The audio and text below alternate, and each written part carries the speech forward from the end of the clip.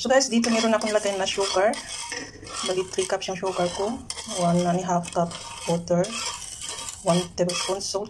Ayan, may cardamom at cinnamon stick. So, gagawa ako ng minatamis na mangga. Yung hilaw na mangga, gagawin ko minatamis. Yun. O maruba. Yung tawag na dito maruba. So, bali yung mangga ay yun nga. Binabalatan, hinahati, tinatanggalan ng buto. Yung ganun. So, tunawin na natin. Bago natin initin para hindi siya magbato-bato. Nag-request na naman yung asawa ko na gumawa nito dahil pa niya ang babae at buntis. So, ayan, tunaw na yung sugar. So, pakuluin lang natin ng saglit. Bago natin ilagay yung mangga.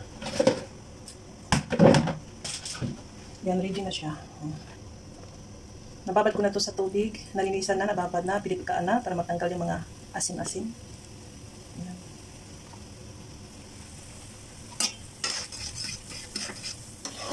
Kumukulo na siya. Yan.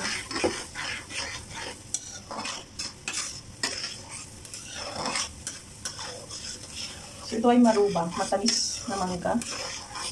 Kung gusto mo ng spicy, may iba ding recipe niyan. So, ito ay hindi siya matamis na. As in, matamis. Bawal sa mga may diabetes. So, ito yung cinnamon stick, pampabango. At saka yung cardamom seed. So, dapat lagyan din ng asin para balance yung pampabawas ng umay. Yung parang sobrahan sa tamis. Yan. So, dapat may asin din. So, ayan, pwede na yan. Kumukulo na. Pwede na natin pwede na ba? Pagkulahin natin konti.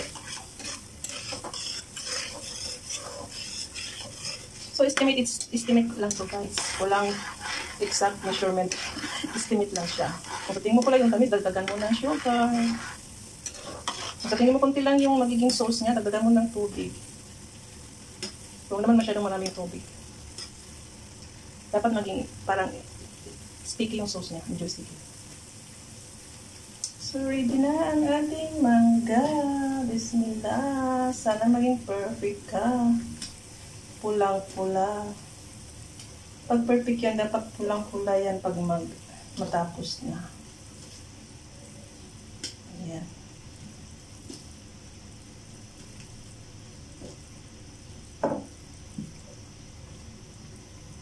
Medyo marami siya.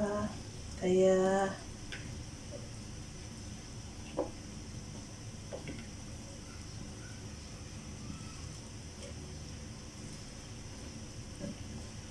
siya to. Isang luto lang. Hindi ko na siya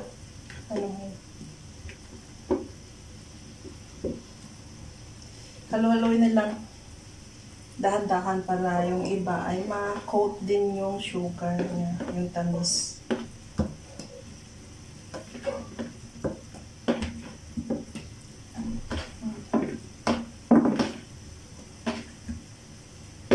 Kulong pa ng tubig dati.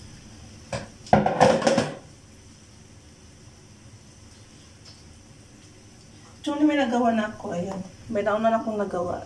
Bali, ano siya, mas malambot ito, kaya sinasiparate ko siya. Hindi ko siya nihalo dito.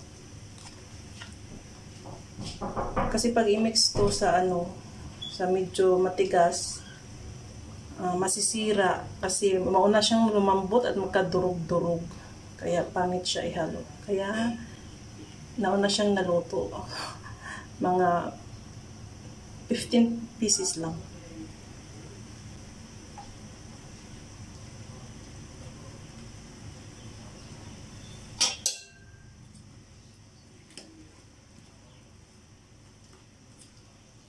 Mix.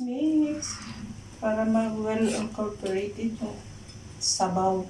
Manuot-suot yung tubig sa kamanggahan. So, yan ang purpose guys. Kaya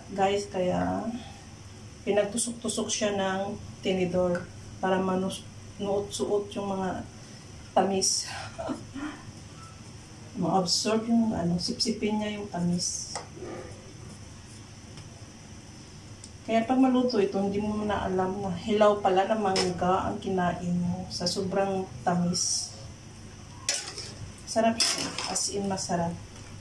Panghimagas.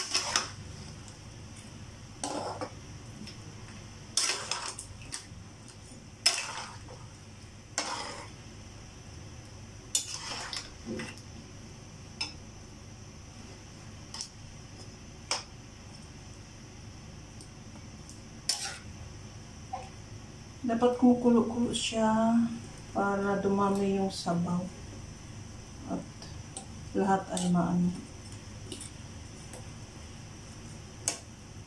Kulo-kulo.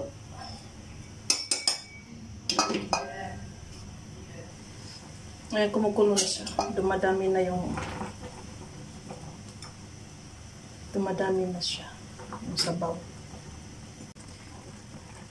So, dapat yung mangga na gagamitin nyo guys ay yung medyo hindi matigas ha. Kasi hindi na yun mahiwa, mahati na.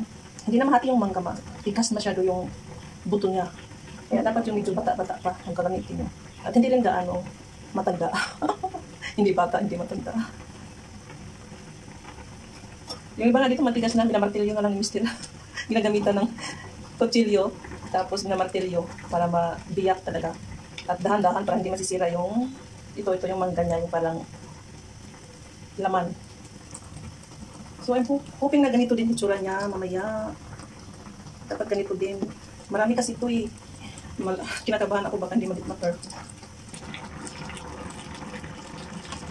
Tatanggal natin yung mga bubbles kasi maasin ito guys. Nakakaasin siya. Kaya tanggalin natin yung mga mula-mula.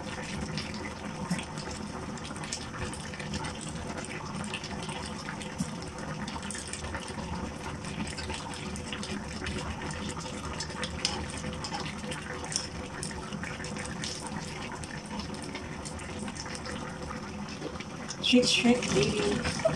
Shake, shake, shake, shake.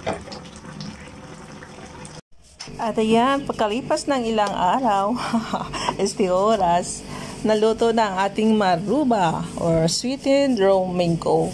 So ayan, pag malamig na guys, so ilipat na natin sa ating lalagyan. Mas maganda kung meron tayong glass bowl or Pyrex, ganun. Kung wala naman, pwede naman yung ganito na ginagamit ko. Yan, at pwede na nating ilagay sa ref at yan, tatagal yan ng mga 1 month. Yan. So, kung sa tingin nyo guys, medyo tuyo, medyo dry yung maruba natin, pwede tayo gumawa ng caramelized sugar at idagdag natin dito para medyo mas saucy ang ating maruba.